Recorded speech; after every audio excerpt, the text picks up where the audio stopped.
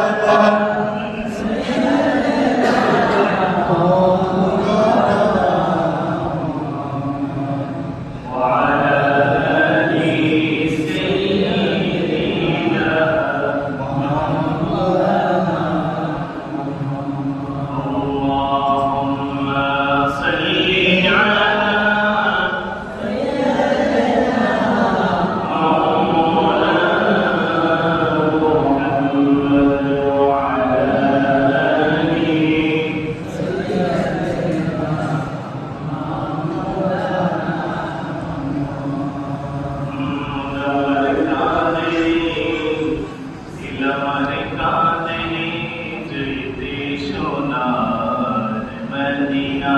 সবাই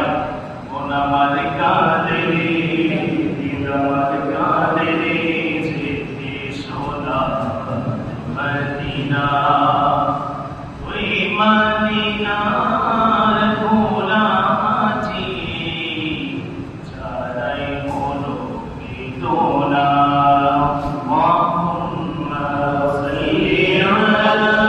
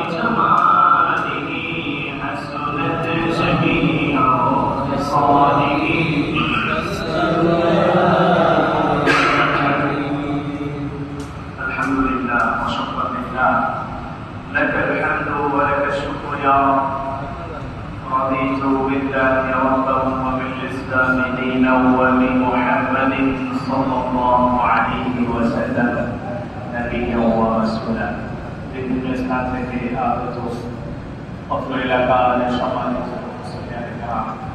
আল্লাহ সুবহানাহু ওয়া তাআলা আমাদেরকে অত্যন্ত ভালোবেসে মহব্বত করে পবিত্র জুমার দিনে মুসলমানদের সপ্তাহে যে সব থেকে পবিত্র দিন যে আসে এটার নাম কি? এটার নাম হচ্ছে ইয়াউমুল জুমআ। ইয়াউমুল জুমআর দিনে আল্লাহ রাব্বুল আলামিন আপনাকে আমাকে পছন্দ করে এই অনেক হাজারো কাজ থেকে আমাদের মুক্ত করে স্থানে পৃথিবীর মধ্যে সব থেকে উত্তম স্থান কোনটা? মসজিদ। সব থেকে উত্তম স্থান মসজিদ। আর সব থেকে নিকৃষ্টতম স্থান যেটা স্থান সেই জায়গাটার নাম কি? বাজার। আল্লাহ রাব্বুল আলামিন চাইলে আপনাকে আমাকে কিন্তু বাজারে রাখতে পারবে। তিনি মানেন না চাইলে এটা চাইলে কিন্তু তিনি আপনাকে আমাকে বাজারে রাখতে পারবে। তিনি সেটা না করে আপনাকে আমাকে পছন্দ করেছেন। কি করেছেন? পছন্দ করেছেন, বাছাই করেছেন, যাচাই করেছেন করে আপনাকে আমাকে কোথায় নিয়ে আসলেন? পৃথিবীর মধ্যে সব থেকে উত্তম স্থানে আল্লাহ রাব্বুল আলামিন আমাদেরকে উত্তম স্থানে আনার জন্য যে শুকরিয়া আদায় করা দরকার এটাকে আমরা করতে পেরেছি। আমরা সেই শুকরিয়া কিন্তু আদায় করে নাই। চলে সকলে শুকরিয়া আদায় করে করছি। রব্বানা লাকাল হামদ হামদান কাসীরান طيبا مباركا فيه يا ربي لك الحمد كما ينبغي لجلال وجهك وعظيم سلطانك لك الحمد بالقرآن ولك الحمد بالإيمان ولك الحمد بالإسلام প্রশংসা আদায় করে আমরা সব সময় প্রশংসা আদায় করতে হবে কা? আল্লাহ। সকালে কার প্রশংসা আদায় করবো? আল্লাহ। দুপুরে রাতে কার প্রশংসা আদায় করবো? আল্লাহ। কেউ যেটা দেখে না দেখে কে? আল্লাহ। কেউ যেটা শুনে না শুনে কে? আল্লাহ। কেউ যেটা বুঝে না বুঝে কে? আল্লাহ। কেউ যেটা দেয় না দেয় কে? আল্লাহ। আল্লাহ রাব্বুল আলামিন আমাদের প্রত্যেককে পরীক্ষা করছেন বিভিন্নভাবে। পরীক্ষায় বুঝতে পারি পৃথিবীটা হচ্ছে ভূমিদের জন্য পরীক্ষার পর্ব। কিরকম পরীক্ষা? ভূমির যারা পরীক্ষা না দিয়ে কোনোভাবে কোনো মতে তারা কিন্তু কবরে প্রবেশ করতে পারবে। আপনি জন্মগ্রহণ করেছেন, আমি জন্মগ্রহণ করেছি। যদি মুমিন বলে পরিচয় দিতে চায় আল্লাহ রাব্বুল আলামিন বলেন তোমরা যদি মুমিন বলে পরিচয় দিতে চাও তাহলে জেনে রেখো তোমাদেরকে অবশ্যই অবশ্যই পরীক্ষা করা হবে।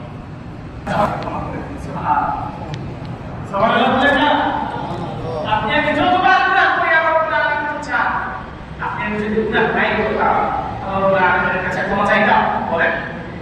আপনি যদি গুনাহ না করতাম তাহলে কি কোনোদিন তার কাছে আমরা ক্ষমা চাইতে চাইতাম? এই গুনাহের মাধ্যমে আমরা আল্লাহ রাব্বুল আলামিনের কাছে যাওয়ার সুযোগ পাই। যতক্ষণ বড় ভুল হয়ে গেল কিন্তু আল্লাহ রাব্বুল আলামিনের শরণাপন্ন হয়ে তার কাছে আমরা চলে ফিরে মাফ চাই। এই জীবনে আমরা গুনাহ করব, তো এই জীবনের হায়াত অবসরটায় আলোচনা করছিলাম সূরাতুল আসর সম্পর্কে, তাই না?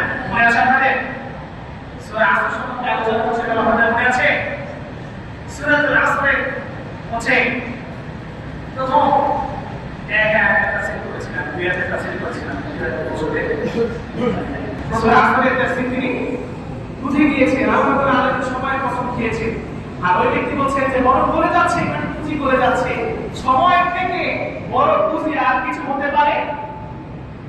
আমাদের জীবনে সময় থেকে বড় পুঁজি আর কিছু আছে? আর কিছুই নাই। আচ্ছা সাথে কথা তো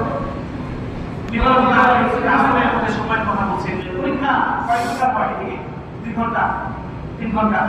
পরীক্ষা কখনোই কোন ব্যক্তি পরীক্ষা দিতে ঢুকেছিল, পরীক্ষা দিতে ঢুকে সে পরীক্ষা না দিয়ে কোন জানলা দিয়ে দেখে নতুন ডালে একটা পাখি বসে আছে। কি দেখে? একটা পাখি বসে আছে। তো সে যদি পরীক্ষার হলে বসে বসে কাগজ কলমে না লিখে, পরীক্ষার খাতায় না লিখে যদি দূর দিয়ে তাকিয়ে দেখে নতুন ডালে একটা পাখি বসে আছে, হ্যাঁ, এর এরপরে পরীক্ষার সময় শেষ হয়ে যায়, সে খাতা জমা দিয়ে দিলে কি কোনো নাম্বার পাবে? খাতা জমা দিলে কোনো নাম্বার পাওয়া যাবে? কোনো নাম্বার পাওয়া যাবে না।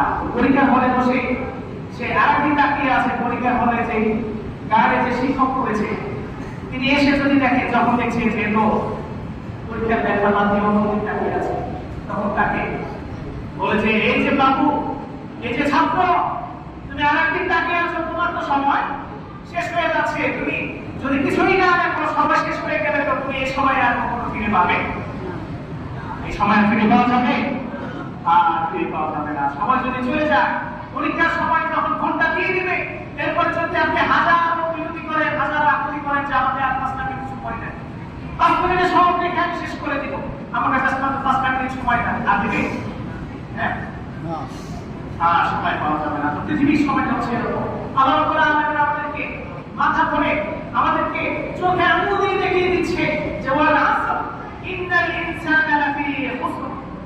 সময় কসম দিয়ে বলছে তোমরা সময়কে কাজে লাগাও, সময় মূল্য দাও, সময় থাকতে সময় মূল্য বুঝো। আল্লাহ রাব্বুল আলামিন বলছে, আর এই কথা বলার পরে যারা সময়ের অপব্যবহার করবে, সময়কে মূল্যায়ন করবে না, তাদের জন্য কঠিন খারাপ পরিস্থিতির কথা আল্লাহ রাব্বুল আলামিনের পরের আয়াতে আল্লাহ রাব্বুল আলামিন কি বলছেন? ওয়াল আসরি ইন্নাল ইনসানা লাফি খুসর। আল্লাহ রাব্বুল আলামিন প্রথম আয়াতে সূরা আসরের মধ্যে সময়ের কসম খেলে, সময়ের কসম খাওয়ার পরে এরপরে আয়াতে বলছেন ইন্নাল ইনসানা লাফি খুসর। এই মহাপৃথিবীর মধ্যে, এই সমস্ত জমিনে যত মানুষগুলি আছে, ইন্নাল ইনসান, যত মানুষ আছে, যত প্রাণী আছে, যত জীব আছে, প্রত্যেককেই হচ্ছে ক্ষতিগ্রস্তের মধ্যে আছে। ইন্নাল ইনসানা লাফি খুসর। প্রত্যেকে কিসের মধ্যে আছে? প্রত্যেকে ক্ষতিগ্রস্তের মধ্যে আছে। তো ক্ষতিগ্রস্তের মধ্যে প্রত্যেকেই নিয়োজিত, কেউ ক্ষতির উপরে নেই। ইন্নাল ইনসানা লাফি খুসর। আর এই ক্ষতিটা হচ্ছে কার জন্য? যারা এই সময় মূল্যায়ন করবে না। আল্লাহ রাব্বুল আলামিন এই খুসর দিয়ে হচ্ছে বোঝায় হচ্ছে যে আমরা বলি না খাসারা দিয়েছেন, খাসারা দেওয়ার কথা আপনারা শুনছেন না? ব্যবসায় যদি কেউ একটা মানুষ পুঁজি নিয়ে ব্যবসায় নামে না, আমরা কি করি? আগে কিছু একটা পুঁজি তৈরি করি, এরপরে হচ্ছে সেই পুঁজিটাকে আমরা ব্যবসার জন্য খাটাই। ব্যবসার জন্য যখন পুঁজি খাটাই, পুঁজি খাটানোর পরে এই ব্যবসা আমরা হয় লাভ হয় না হয় ক্ষতি হয়। তো ব্যবসায় যদি লাভ হয় সেটা তো আমরা পুঁজি থেকে আমরা লাভ পেলাম, আর লাভও হয় নাই, ক্ষতিও হয় নাই, পুঁজির জায়গায় পুঁজি ঠিক আছে, এটাকে কি বলি? লোকসান। এটাকে কি বলি আমরা? লোকসান হয়েছে, তাই বলি না? ব্যবসায় কি হয়েছে? লোকসান হয়েছে। আর যদি ব্যবসায় লাভও হলো না, এর লোকসানও হলো না, মানে আপনার পুঁজিও শেষ, মানে আমও শেষ, ছাড়াও শেষ, পুঁজিও নাই, ব্যবসাও হয় নাই, মানে কলেজে একদম রাস্তায় ভিখারি হয়ে গিয়েছে। হ্যাঁ, এটাকে কি বলে আপনার? যেটা ব্যবসায় একদম রাস্তায় নেমে যায় না, হ্যাঁ, দেউলিয়া। অনেকে বলে দেউলিয়া হয়ে গিয়েছে। কি বলে? দেউলিয়া হয়ে গিয়েছে। তো দেউলিয়া হয়ে গেলে দেউলিয়া এটাকে বলা হচ্ছে খাসারা। এটাকে কি বলা? কোরআনের ভাষা আল্লাহ আলেম এটাকে কি বলেছে? খাসারা। এই খাসারার এই শব্দটা এতটাই গুরুত্বপূর্ণ, বলেছে যে ইন্নাল ইনসানা লাফি খুসর। তোমরা প্রত্যেকেই এমন ক্ষতির মধ্যে রয়েছো যেটা যদি ক্ষতি থেকে বের হতে না পারো, জীবনও শেষ, মানে পৃথিবীতেও শেষ, দুনিয়াও শেষ, আখিরাতও শেষ।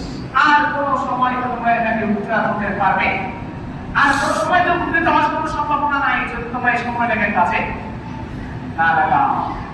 আল্লাহ রাব্বুল আলামিন এই খেসারতের কথা কোরআনে আরো আয়াতে বলছে, খাসিরাত দুনিয়া ওয়াল আখিরা যালিকা হুয়াল খুসরানুল মুবিন। খাসিরাত দুনিয়া ওয়াল আখিরা, যারা এই সময়ের মূল্যায়ন করবে তাদের দুনিয়াও শেষ, আখিরাতও শেষ। তাহলে দুনিয়াতে তারা ক্ষতিগ্রস্ত, আখিরাতেও তারা ক্ষতিগ্রস্ত। এটাই হচ্ছে এমন ক্ষতি, যালিকা হুয়াল খুসরানুল মুবিন। এই মুবিন শব্দটা আল্লাহ রাব্বুল আলামিন শয়তানের করেছে ইন্না শাইতানা লাকুম আদুউম মুবিন। মুবিন মানে হচ্ছে প্রকাশ্য। মুবিন মানে কি? প্রকাশ্য। একদম সহজ একটা কথা যে শয়তান হচ্ছে তোমাদের প্রকাশ্য শত্রু। তো ইন্না শাইতানা লাকুম আদুউম মুবিন ফাখাসিরা দুনিয়া ওয়াল আখিরা যালিকা হুয়া খুসরানুল মুবিন। এই ক্ষতিটা হচ্ছে একদম প্রকাশ্য একটা ক্ষতি, যেটা আমরা সবসময় দেখতে পাচ্ছি যে আমাদের সামনে থেকে সময় শেষ হয়ে যায়। আমাদের বাড়িতে যে ঘড়িগুলি আছে সেই ঘড়িগুলি আমরা অনেক সময় বাড়িতে পালন করি, তাই না? আমরা কি করে বাড়িতে পালন করি? বলেছে আমার এই বছর হচ্ছে আমার এটা জন্মদিন, খুব আনন্দ করি। বাড়িতে আমরা কেক কাটি, তারপরে অনেকে বেদাতি কাজ, শিল্পী কাজগুলি আমরা করি, মোমবাতি জ্বালিয়ে মোমবাতি দিয়ে আমরা আনন্দ পাই। এই কাজগুলো আছে না এই সমাজে? এই বাড়িতে পালন, এটা কিন্তু আসলে আমাদের কোন কালচার নয়। জন্মদিন পালনের আমাদের কোন কালচার নয়। এই যে সিস্টেমেটিক ওয়েতে আমরা জন্মদিন পালন করছি, এটা আমাদের কোন জন্মদিন পালনের ওয়ে হতে পারে? জন্মদিন পালন করেছেন আপনার নবী প্রিয় নবী মুহাম্মদুর রাসূলুল্লাহ সাল্লাল্লাহু। বিশ্বনবী যখন জন্মদিন পালন করতেন, জন্মদিনের সময় আসলে বিশ্বনবী রোজা রাখতেন। কি করতেন? রোজা রাখতেন। বিশ্বনবী সোমবার বৃহস্পতিবার রোজা রাখতেন। সপ্তাহে 2 দিন বিশ্বনবী রোজা রাখতেন। এরপরে সাহাবায়ে কেরামরা যখন বিশ্বনবীকে জিজ্ঞাসা করলো, নবী আপনি সোমবার আর বৃহস্পতিবার কেন রোজা রাখেন? বিশ্বনবী তাদেরকে উদ্দেশ্য করে বললেন, সোমবার আমার রোজা রাখার কারণ হচ্ছে সোমবার হচ্ছে আমি জন্মগ্রহণ করেছি, উলিদতু ফি হাযিহিল ইয়াউম, উলিদতু ফি হাযিহিল ইয়াউম, এই দিনে হচ্ছে আমি জন্মগ্রহণ করেছি, এই কারণে সোমবার দিন আমি রোজা রাখি। বিশ্বনবী নিজেই সোমবার রোজা রাখতেন, এই কারণে সোমবার রোজা রাখা আপনার আমার জন্য সুন্নাহ। আছে না ভাই? সোমবার রোজা রাখবো ইনশাআল্লাহ। আমরা প্রত্যেকেই সোমবার বৃহস্পতিবার এই 2 দিন সপ্তাহে রোজা রাখা সুন্নাহ, সোমবার এবং বৃহস্পতিবার। আর বৃহস্পতিবার রোজা রাখার কারণ হচ্ছে সাহাবায়ে কেরামরা যখন বিশ্বনবীকে জিজ্ঞাসা করলেন, নবী আপনি বৃহস্পতিবার কেন রোজা রাখেন? বিশ্বনবী বললেন, বৃহস্পতিবার রোজা রাখার কারণ হচ্ছে বৃহস্পতিবার রাতে আমলনামা আল্লাহ তাআলা আলামিনের কাছে সারা সপ্তাহের আমলনামা তার কাছে পেশ করা হয়। তবু বান্দার প্রত্যেকের আলোচনা আল্লাহ তাআলা আলামিনের কাছে নাম ধরে ধরে পেশ করা হয় যে তোমার বান্দা এই আমলনামা করেছে, সারা সপ্তাহ জুড়ে থেকে আমলনামা করেছে। এজন্য যদি এরকম রোজা রেখে আপনার আমার আমলনামা যদি আল্লাহ তাআলা আলামিনের দরবারে পৌঁছায়, তাহলে আপনার আমার আমলনামাটা রোজা অবস্থায় আল্লাহ তাআলা আলামিনের কাছে পৌঁছাবে। সুবহানাল্লাহ। الحمد لله الذي هدانا لهذا وما كنا لنهتدي لولا أن هدانا الله ونشهد أن لا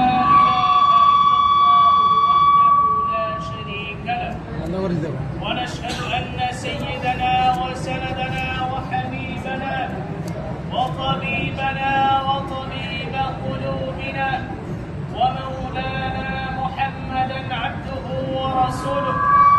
أما بعد فقد قال الله تبارك وتعالى في كلامه المجيد وفرقانه الحميد: أعوذ بالله من الشيطان الرجيم، بسم الله الرحمن الرحيم، والعصر إن الإنسان لفي خسر إلا الذين آمنوا وعملوا الصالحات وتواصوا بالحق وتواصوا بالصبر. قال الله تبارك وتعالى في القرآن الكريم أيضا: خسر الدنيا والآخرة ذلك هو الخسران المبين. قال النبي صلى الله عليه وسلم: من فرق الجمعات شبرا فقد خلع ربغة الإسلام من عنقه، أو كما قال الله تعالى في القرآن الكريم: يا أيها الذين آمنوا اذكروا الله ذكرا كثيرا وسبحوه بكرة وأصيلا. يا أيها المشاهدون الكرام، أوصاني وأوصيكم بتقوى الله، فإن التقوى ينجيكم عن المعاصي، فالمعصوم عتق من النار يا إخوان المسلمين. نسأل الله العظيم والمولى الكريم ونفعنا وإياكم عن الذكر والآيات الحكيم والحديث الشريف. أقول قولي هذا أستغفر الله لي ولكم ولسائر المسلمين من كل ذنب فاستغفروه ثم توبوا إليه إنه هو الغفور الرحيم.